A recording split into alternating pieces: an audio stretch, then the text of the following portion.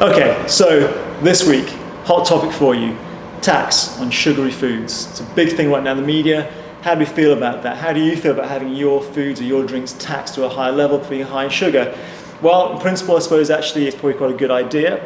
We consume far too much sugar. We know as an industry, the sugar industry doesn't sell us any more bags of sugar than it did 20 years ago. In fact, it's about the same number, but we do consume overall far more sugars added to more foods, added to more drinks, consuming tons of the stuff.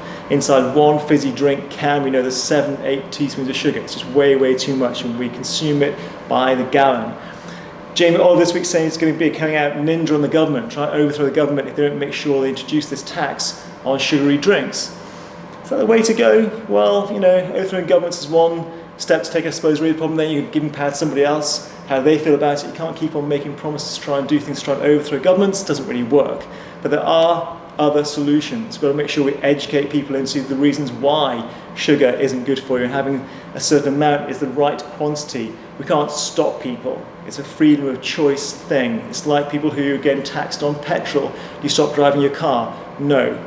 Taxes are high on smoking. Do you stop smoking? For most people, no. Why?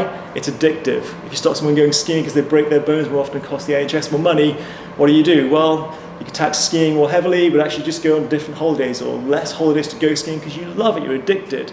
It's the same thing with food. And we know that with sugary drinks, in Mexico they tried doing a drinks tax. What happened? Some people, the poorest, ate less food and had the same quantity of fizzy drinks. This is not the way to go. But there is a way to go. In fact, 10, 12 years ago, Heinz, with a good old-fashioned baked bean, reduced their sugar content over the course of 5 or 6 years, and no one even noticed. No one batted an eyelid because actually it's so gradual. Well, with fizzy drinks, do the same thing. Bring it down by 20% over a 3-4 year period, and the change in the cost to the manufacturer could be taxed. We know that quantity, we know that cost, taxed to that degree. They're not going to notice. They're having the same cost of production. You're not going to notice you have the same cost of buying it. You're consuming less sugar, and the money created and held by the government for taxing the manufacturer means you're not being taxed, but the funds that are there could be used for great programs for more exercise, better dietary programs.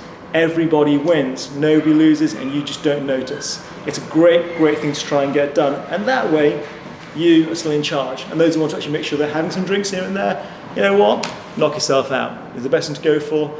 No. If we educate you properly, you'll understand it more, and as a generation goes by, that whole new generation does get it.